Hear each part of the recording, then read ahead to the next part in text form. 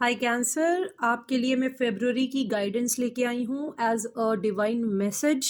February में आपके लिए क्या होने वाला है और जो भी मैसेज आपको रेजोनेट करे वही मैसेज आप लीजिए, बाकी को यहीं छोड़ दीजिए।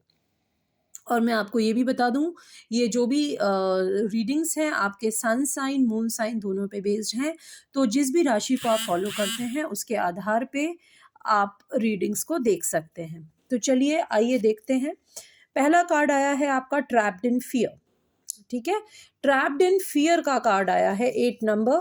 एंड उसके बाद फिर मून का कार्ड आया है। क्या बात है भाई, किस बात का डर है आपको? क्योंकि मून कार्ड भी आपके इंटरनल फियर को दिखाता है। तो इन दोनों कार्ड्स को देखते हुए मुझे ऐसा लग रहा है कि कोई अंदर फियर चल रहा है किसी बात को लेके सबकॉन्शियस माइंड में, या बहुत ज़्यादा वरी कर रहे हैं जिसकी वजह से आपको डर लग रहा है और आप उसी डर की सोच में बंधे हुए हैं। मैं ये कह रही हूँ, डर की सोच में बंधे हुए हैं, डर में नहीं बंधे हुए हैं। तो प्लीज़ आप अपनी उस सोच को तोड़िए, उस केज को तोड़िए। आप उसमें ट्रैप होते जा रहे हैं। किसी एक चीज़ को ओवर थिंकिंग में ना ले जाइए, वो आपके अंदर डर बहुत ज़्यादा क्रिएट करेगा। हो सकता है कि चीज़ें आपको अभी सही नहीं दिख रही, इसी बात का फ़ियर हो, कोई सिचुएशन ख़राब हो, कोई आपके आस-पास के लोग सही ना हों, या किसी की तबीयत ख़राब हो, या कोई किसी मुसीबत में हो। तो ऐसी सिचुएशन में आप अपने आप को ओवरथिंकिंग करके वहाँ पे ट्रैप मत करिए, बल्कि आप उसमें क्लैरिटी लाइए अपने थॉट में। मून कार्ड आपको क्लियरेंस लाने के लिए कह रहा है। आपको नए पर्सपेक्टिव से सोचने की ज़रूरत है। एक ही तरीके के पैटर्न में मत सोचिए, वो आपके अंदर डर पैदा करेगा। आप इंस्टेड ऑफ दैट, जो चीज़ें जैसी दिख रही हैं, उसकी जगह आप उसको दूसरे पर्सपेक्टिव से भी देखने की कोशिश कर सकते हैं। आपको पर्सेप्टिव का कार्ड मिला है, examine your situation from a higher perceptive. आपको कहा जा रहा है कि आप हायर पर्सेप्टिव से चीज़ों को देखने की कोशिश करें। हो सकता है चीज़ें आपको जैसी दिख रही हैं वैसी ना हो, चीज़ें बेटर हों। क्योंकि ट्रैप्ड इन फियर का कार्ड आ रहा है ना, तो मुझे ऐसा लग रहा है कि आप थॉट्स के केज में अपने आप को ज़्यादा बांधे हुए हैं। ठीक है, सिचुएशन खराब हो सकती है, लेकिन इतनी नहीं होगी जितना आप सोच रहे होंगे। तो बेटर है कि आप ये ना करें।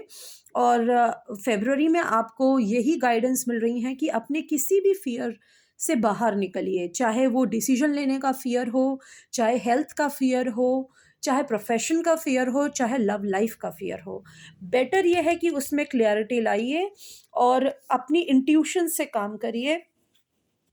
प्लस ये क्लियरेंस को बोला, जो भी डाउट्स हैं आप उसको हटाने की कोशिश करिए।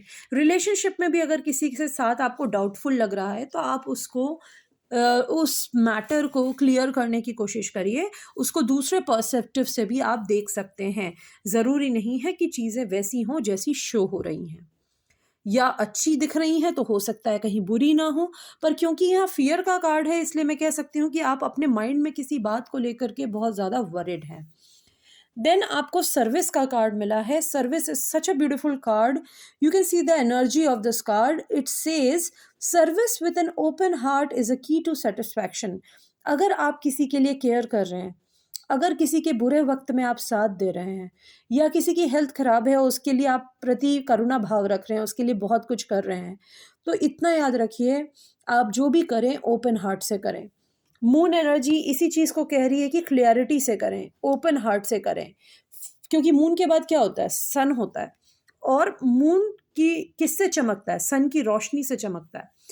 तो आपको उस मून को अपनी रोशनी से चमकाना है। मतलब अगर कोई तकलीफ में है तो उसमें रोशनी डालिए। और मून के ऊपर अगर सूर्य की रोशनी आती है, मतलब प्रकाश मून को भी मिलता है सूर्य से।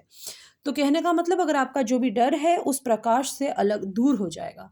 तो क्लैरिटी का प्रकाश लाइए, इंट्यूशंस को स्ट्रॉन्ग करिए, ओपन हार्ट से काम करिए लोगों के लिए। अपने लोगों के लिए अगर आपको करना है तो दिल से करिए, दिल से सर्विस प्रोवाइड करिए। ठीक है कैंसेरियन? और यही आपका सेटिस्फैक्शन लेवल लाएगा आपकी लाइफ में। और एक बेहतरीन चीज़ है ये आपके लिए। मैं आपके लिए एक और एडवाइस, एक गाइडेंस ले लेती हूँ आपके फ़ियर के ऊपर, क्योंकि यहाँ पे फ़ियर की एनर्जी बहुत ज़्यादा है। तो मुझे इस पे एक गाइडेंस ज़रूर लेनी है। मैं इस कार्ड से, यूनिकॉर्न कार्ड से, एक गाइडेंस और ले लेती हूँ। देखिए, आ गया ना आपको रेनबो।